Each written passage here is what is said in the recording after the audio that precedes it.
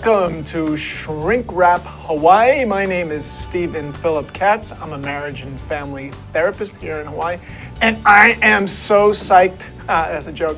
I have a wonderful person with me here today, Deanna Honeker. Hi. Did I get it right? You did. Deanna has a couple of fascinating jobs. Tell us what they are. Okay, I am a family play therapist at Women's Way here in Hawaii, and I am a volunteer at the Family Life Center at Schofield Barracks here. And how did you get here to Hawaii? My husband was active duty military, and he ended up retiring here, and we decided to stay. So, where did you come from originally? I say Maryland, but I was what they call a Navy brat. My father was in the Navy, and so we moved around a lot. That's where they ended up, so yeah, I'd say Maryland. And what made you go into the shrink wrap field? I think it was always something that I was interested in, even from a young age. Why do people think the way they think? But as far as going to college, I ended up majoring in computer science of all things, which was a good way to make sure you had an income. So there was a very pragmatic part to that. So That's a big switch. It is. I was able to stay home and raise my children, and as they started to leave the nest, I had the opportunity to go back to school, and with the encouragement of my husband, he said, yeah, go for it. You've been talking about it for years, do it. So I did. Are you liking it? I love it. What do you love about it? The idea of helping people and the satisfaction, and I think it can sound so common, but it's not, to get to that place where you really are helping others, that satisfaction. So it's kind of a win-win. Hopefully you're doing a good enough job that that person feels better, is able to handle their stressors more, and I get a pleasure out of that, so yeah. You mentioned that you work at Women's Way. Yes. And as you know, I share that experience. Yes. But a lot of people out there never heard of Women's Way. Could you tell us Okay. briefly what Women's Way is? It's an inpatient recovery program for women who are trying to overcome addiction. What makes it such a special place, and really what attracted me to working there, is most programs, actually all programs in Hawaii, children are not allowed to be part of the mother's recovery. At Women's Way, if the child is 3 years or younger, or if the woman is pregnant, they have enough facilities, daycare, nursery, so that a woman isn't separated from her child, which I think is great motivation in the healing process. And what exactly is your job? What do you do? I'm a family play therapist, so I kind of have a dual role. One of the things we've discovered with our clients is they never had a chance to be a child themselves. So the idea of play can almost be foreign. The mother and the child get to play together. We get to teach them how to play. What is play? Play is learning. Sometimes we think of it as, like, oh, it's the extra stuff. Right, no, it is. Around. Right, but it's the kid stuff. It's the way we learn, and I think we do a good job enlightening people into how people learn, how they learn, how it can be fun to learn. Learning doesn't just happen in a school. What kind of play? I think any kind of play. If the mother and the child are having a good time together, we have a little thing that we call sometimes GEMS, genuine encounter moments, when that special moment happens, when you're feeling connected to your child, recognizing, like, in this moment, at this time, things are really good. Can you describe one that you might remember? A gem? That? Yeah. Maybe for me, it tends to be more like the little light bulb moment, that little recognition of what's happening. We know we're supposed to read to our child. We know we're supposed to do all these things, but actually getting enjoyment and connecting with your child, whether it's maybe the first time they've tried food, and watching their face light up and get excited. Wow, and so I forgot. That. You're working with newborns even. Absolutely. So when you said the first time they tried food, I thought, what do you mean? Oh, they're babies, like really little babies. Some of our women go to the hospital, have their baby, come back, and continue treatment. Yeah. Wow. Yeah. So that's the play part, and then the family therapist part is bringing in the family members. So who would that mean in relationship to the patient? That can be other children, Women's Way only has one child. They only have facilities for one child at a time. To live there. To live there, right. And so it might be reunification of maybe this woman hasn't had her other children. Maybe they've been in foster care. Maybe they've been with relatives. So maybe easing those relationships. Significant others, husbands, boyfriends. Where are they in their recovery? Is this a good time? Extended family, parents, aunties, uncles. What's your support system? Let's explore that. Who's healthy for you? So what happens when, say, the mom and the dad of the client comes in? What do they do? Well, Women's Way has a program. There's an education program that's separate from the client to let it's part education of what's addiction. Education for the family. For the family, right. What is Women's Way? What is their philosophy? How do they go about helping the women there? So there has to be some psychoeducation about what addiction is and the rules of this program. And that's separate from the woman that's in treatment. Correct. And then once she gets to a certain point, the families get invited to participate in a family process group where it's many other families. So what I can do is if a family requests or a client requests or a counselor recommends, I can see those families separately when it's just their family. And what are together the issues? with the client. Right, the client and their immediate family, or I won't even say immediate family, the people that are going to be in their lives. The people that show up for them. Right, post experience at Women's Way, yeah. That must be intense sometimes. I mean, because sometimes it might be the first time the woman is seeing her parents and It can be. They do have phone privileges, so it's not a black and white situation where they're completely cut off. So we do tend to somewhat vet the reunification before it happens, do our homework as far as what's the experience going to be like, what are our expectations. Yeah, everyone's expectations, actually. Yeah, I imagine occasionally there's some tears. Absolutely. And some laughter, hopefully. Absolutely, yeah. It's a place of hope. This is hopefully, when a woman has finished this process, her life is going in a different direction. How does a woman get there? It can be voluntary in the sense of almost like a self-referral if there's space available. Sometimes, so a woman has an addiction and decides she wants to get cleaned up and she's pregnant or she has a one-year-old. Right. Sometimes it's part of a court order. You need to get treatment. Here's your options. Women's Way might be one of them.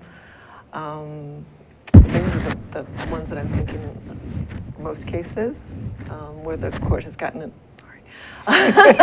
Where courts have gotten involved, so CPS perhaps, Child Protective Services. This is a safe place for a child to be reunified with their mother because there are a lot of eyes, there's a lot of help, there's a lot of support. And how long do the women stay? The Women's Way program can be 5 to 6 months, and then there is a follow-on program called Kelepono, KOP we call it for short, which is another 5 to 6 months where there are fewer restrictions, more focus on education, job search, that kind of thing, as it's a nicer transition because it is pretty regulated. Back when I was there, they also had their own little hula halau. Is that still going? They do. They still perform. Yeah, that's part of the program. I thought that was great because the women just seemed to take on a whole different persona when they were dancing. Yeah, we have a lot of different organizations from the community that offer a lot of different programs, from lei making to, any arts and crafts you can think of, because we know that self-expression, sometimes words aren't enough, that we need other outlets, and I think there's good therapy there too as well. So your other job, tell us about that one. Okay, it's at the Chaplain Family Life Center at Schofield Barracks. I did my internship there when I was in school, and I've just chosen to follow on as a volunteer. I enjoy that type of work as well. People hear Schofield Barracks, it's not only military families. We do any Department of Defense associated person. Completely self-referred. You can come in, call, make an appointment. I need to see somebody, and we'll see you. See somebody for counseling? Yes. So that's what you do? You see people? Yes. Mostly one-to-one? I've seen everything from a family of 6 to couples to individuals with pretty much any type of problem that you could imagine, military or non-military. One of our more common ones, I call the trifecta. It's the young person who's new to the military, new to Hawaii, and new to being very far from home. Sometimes newly married. On top, and then if you want, throw in a baby, because that just makes it even more stressful. So that's, I would say, very common. And I think just to be able to reassure a 19-year-old that, yeah, this is a lot of stress. You're right, your life is very different. How are we going to handle that? Good. So I'm going to pick your brain, because Okay. I do that too, right? And Okay. I don't know what I'm doing, so I want to see how you do it. So let's say a couple comes to you, Right? all right? And she says, he doesn't pay attention to me. He just goes out drinking with his buddies, and he's never home. And when he's home, he watches TV, and he doesn't like it when I go out. And I feel isolated here. I don't know anybody. I don't know anybody, right? This is a foreign country. I'm Yeah, scared and to like, leave the base. part of me wants to just go home. Right. I can't stand it anymore. Right. Help. So is she by herself, or did she bring She's with him. Oh, she was able to bring him Right, in. and he Awesome. says, I don't know what she does with herself all day, right? She doesn't have a job. I don't know what she's doing. Right. And she should just get a job. She's bored. That's her problem, and she should get off my back. Right. So now you both have told me your perspective. One of the techniques that I've used is tell me what the other person's trying to say. What are they trying to share? What are they trying to tell you? Wow, I like that. So I do it in a little different way, but I like that. Because they don't really hear each other. Or even just, I heard you say, Yeah. and it comes out of my mouth and suddenly goes, really? Or she goes, I didn't know that. And I'm like, wasn't I just here? Didn't you just say that? Yeah, the delivery, who is it coming from, right? We don't hear things when we're emotionally charged. They're not emotional about me. I think one of the keys to couples therapy is that idea of impartiality. Whether from the outside it looks like someone's really messing up and this one's not doing anything, everyone can improve. Everyone has something they can do better. And I think even just that, this is not a blame game. I'll introduce myself as... Oh, but they want to. He doesn't listen to me. He doesn't hear he doesn't care about my feelings. Well, I'll usually start with something that, if you've never been to therapy before, let me tell you what my job is. This is my philosophy on couples therapy. I'm here for you, plural you, both of you. I'm not here to judge you. I'm not here to take sides. I'm here to help you. And I think that immediately, especially if there's one person who really didn't want to come, you see the shoulders relax, like, oh, we're not just going to pick on me, that type of thing. And so I think from that, I've gotten a good response that we all have the same goal. We want you to feel better about your marriage. But I'm not even sure I still want to be married. Let's go with that. Let's go with that. Why That's don't okay? you? Sure, absolutely. Why don't you want to be married? Why do you want to be married? Let's lay some of that out there. What are your expectations? A lot in my mind is about expectations. And I expect to be happy. so do I. I'm not happy. What makes you happy? Yeah. So a lot of that.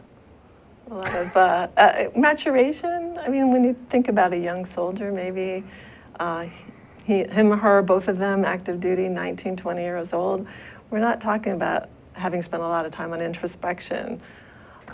Speaking about introspection, Okay. we have to go to a break. All right. And we'll be right back. Don't touch your mouse. Aloha! Join us at TEDx Honolulu 2016. It's at the Blaisdell, July 9th from 10 to 5. The discount code is RACHAEL_TEDXHNL. See you then. Welcome to ThinkTechHawaii.com. This is Johnson Choi, your host. My focus is Asia in Review. We talk about interesting subjects in Asia. Be sure to check the ThinkTech.com website on the next topic. Thank you. Aloha, I'm Chantel Seville, host of the Savvy Chick Show on Think Tech Hawaii. Now, we are on a mission to help young women and girls achieve their dreams and looking forward to sharing with you one episode a month where a young woman or girl will share her dream or ultimate goal with you and hope that we can all get together behind her to achieve that goal. Look forward to seeing you there. Welcome back to Shrink Wrap. So we were just talking about couple comes in and they argue about everything. Everything. They even, she says, we argue all the time. He says, no, we don't. Right? So what do you say? What do you do? They keep interrupting each other. They won't even let each other talk. They'll finish their sentence. Anything. Right. They can't agree on what day of the week it is. Right. So we're talking about emotion. All those behaviors are coming from emotion. They're not coming from thought. One of my favorite things to write up on one of my boards is our thinking, our emotion, and then our behavior. And can we slow that down? Can we recognize what a thought is and how it's triggering emotion, which is triggering a behavior? And I think nowadays when you think of our electronics and we expect things to happen so fast. Good point. So what do you do when the client is sitting there in front of you and going with their cell phone? Like, we come to an agreement. We come to an agreement. What's our cell phone use going to be? I mean, that's a great hot topic between couples. What do I get to see? What don't I get to see on your phone? What's our couple's rule on that? So you let them decide. You don't have a policy. As far as during session? Okay, go with that one. What about during the session? If it's interruptive, the next session I'll say, I think we need to talk about that.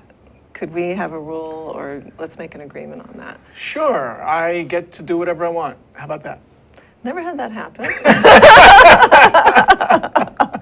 I'm expecting some text from some friends, and I really want to know what's going on, and we might have plans tonight. So are you telling me that your phone is more important than what's happening right here with your marriage? No, but I just need to look at it for a second. Okay, you can look at it for a second. Okay, all right. Sure. Okay. Oops, I'm gonna all your wires. Yeah, it's and then sometimes they come to me and they say, here, you want to see, I'll tell you, you want to see what we're arguing about? And then the whole argument is right there in back and forth text messages. Right. They do that to you? I have not had that happen. They offer, I mean, sometimes. Do you decline? I decline because, again, I'm not here to tell one of you you're right and the other one you're wrong, or to pass judgment. What is our mutual goal? What is your mutual goal? What do you want to have happen here? I want her to listen to me. Okay. I want her to say, you're right, we need to be stricter with the kids. Okay. So let's have that conversation. Have you been able to have that conversation, or is this something Yeah, you're but opposing? we just argue. We never get anywhere. So then that dialogue starts to happen with me involved rather than just the two of them. A lot of times we'll put a moratorium on talking about that issue. We're only going to talk about it when we're in counseling. So for this hour, we can talk about it. We're not going to talk about it until the next hour next week.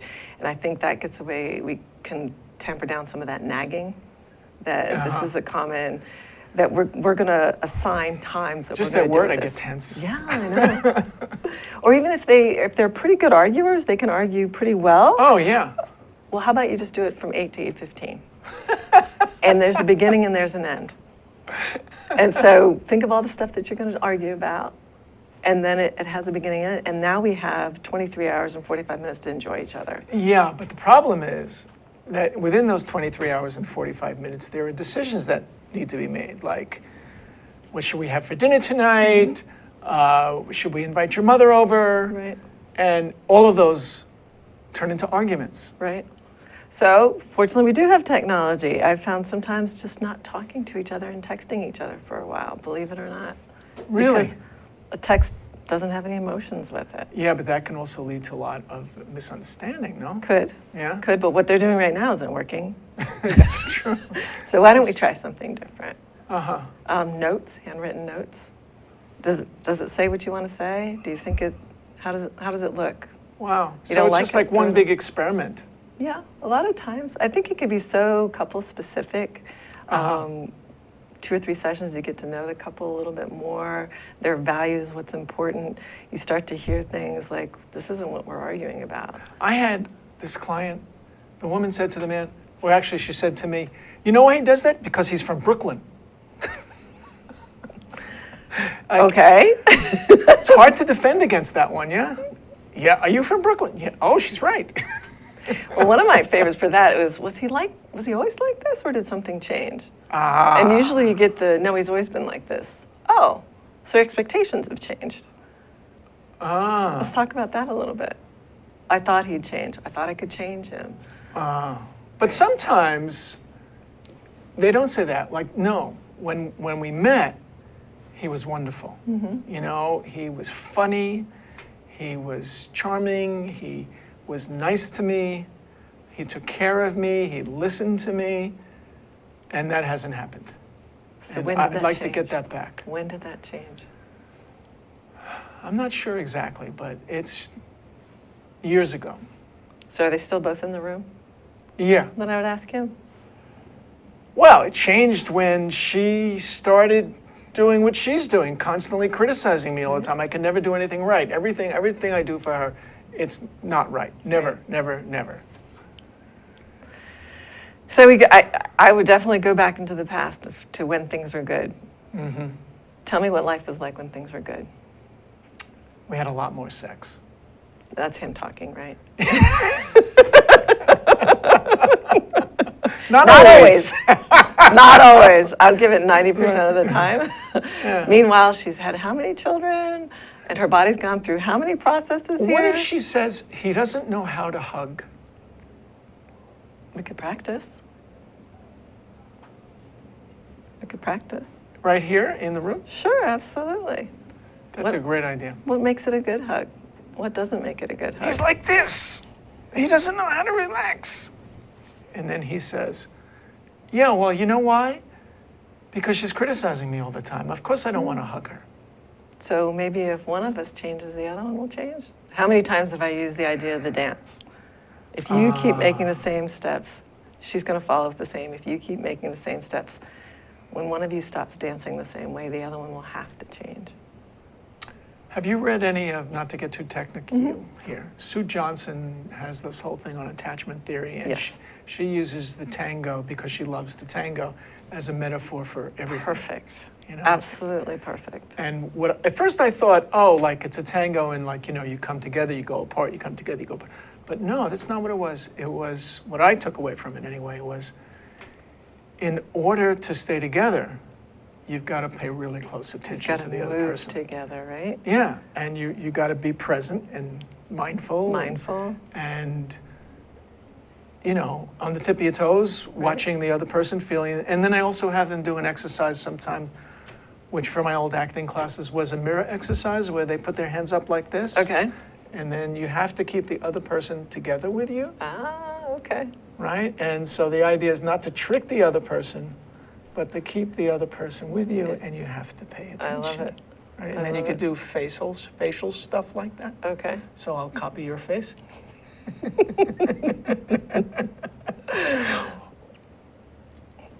That's awesome. That's good. Yeah, That's I just good. made that part up. That was fun. I have done the 4 minutes. Oh, what's the 4 minutes? Where you sit facing each other, you cannot touch each other, you may not talk, but you have to look at each other for 4 minutes. Whoa. I've had couples refuse. She They just will. told me we have 4 minutes left. Perfect. I don't guess think we're not that would gonna make try good it. TV, No, though. No.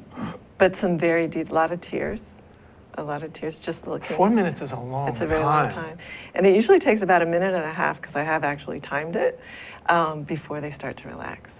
There's this kind of, Oh, I love that. yeah, very intense, but the discussion that follows, what were you thinking? What were you feeling? Oh, that's brilliant. A lot of I'm appreciation. going to totally steal that. Awesome. Wow. Where do Very you get good. your ideas? Always looking. I'm Yeah. always looking. I think every couple, every individual, every family is so different that a lot of times they motivate me. The stuff I know is not going to work here. I need something else, and start digging. The internet's a beautiful thing. Yeah. So there's always an issue of how much therapists should reveal about themselves. How do you dance with that?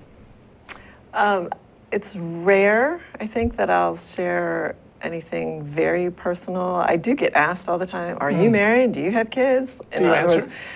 Honestly, yeah. Yeah. If you need to Yeah. know, that's fine. Yeah. It won't be anything super personal. I think because I think there can be confusion from the client is, oh, now I have a best friend. And I don't want to be their best friend. I want them to be able to operate without me. That's my goal for them, is to weed The fear themselves. is they'll become dependent on you. Absolutely, Yeah. absolutely. So yeah, we can do great work, and I'm not the only counselor, only therapist out there. And I'm very honest with that too. If we're not a good fit, that's okay. I would encourage you to go see someone else, right? Do you have a standard confidentiality speech that you do at the beginning, or so you sign something? How does that Yes, work? absolutely. At both sites. Yeah. They're both a little different. One because we work with chaplains, and the other one because we work in a situation where some of it has to do with legalities beyond harm to others, harm to self, because it's part of their treatment program. Right. So in the military setting, is the military privileged to what goes on? No. They, So that makes us a very safe place. so you don't have to turn over notes to anybody? Nothing. Really? Right. So like if you don't want to keep notes, you don't have to keep notes? Yep. Wow, that sounds nice. It is nice. Because sometimes I get military personnel that don't want to use the military, like TRICARE and stuff like that. They'll even pay me cash because they're afraid they won't get Absolutely. promoted. But if they come to see you, Right. there's not a there's Not a no problem. record. Nope, no record. That's wonderful. I didn't even know about that.